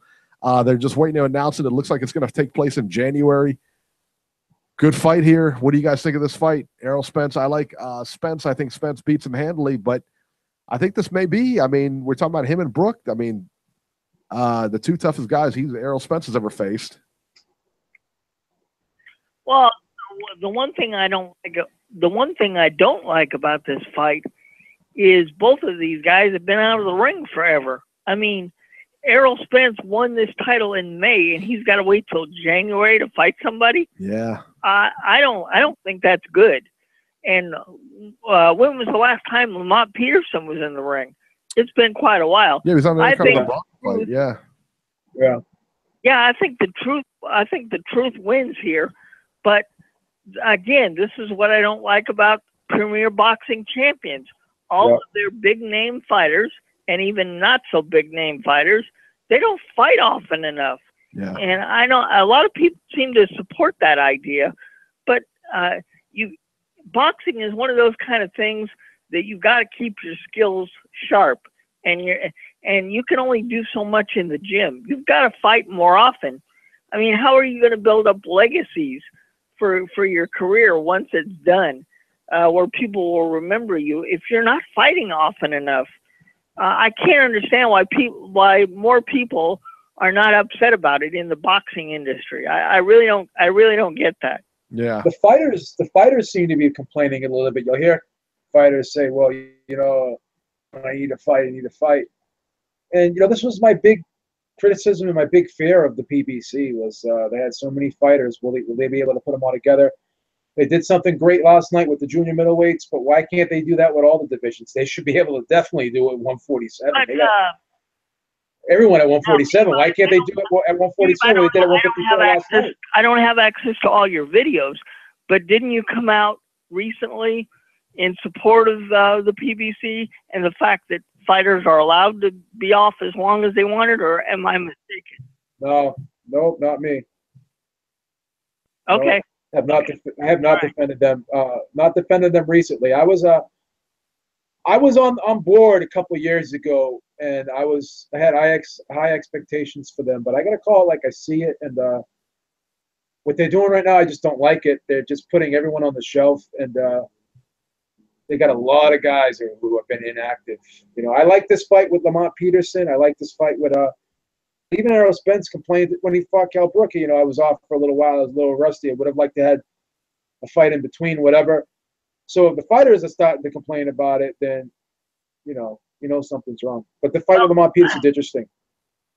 Yeah, I think so too. This brings up another question, guys. Do you think we're going to see more PBC guys do what Daniel Jacobs did and actually find a promoter and say, hey, I need to fight here? Possibly. Yeah, Wilder got a promoter. He's got Lou DiBella. Lou DiBella's been trying to keep him busy. So yeah, I mean they're trying to keep him busy. Yeah, absolutely. Yeah. And also too, Dillian White is set to take on Robert Helenius October 28th in the UK. So there you go for all you Dillian White fans. That'll do it for this edition of Ringside Reporter. As always, you can catch Robert on Twitter at Ringside Robert, or you can call Ringside Robbie's Corner at 917-259-1810 and leave a message. You can catch Joe Habib on Twitter at jhabib1 and find his YouTube channel at beatingtheoddswithbeeb.com. I'm at Ringside 73, and we will see you next week.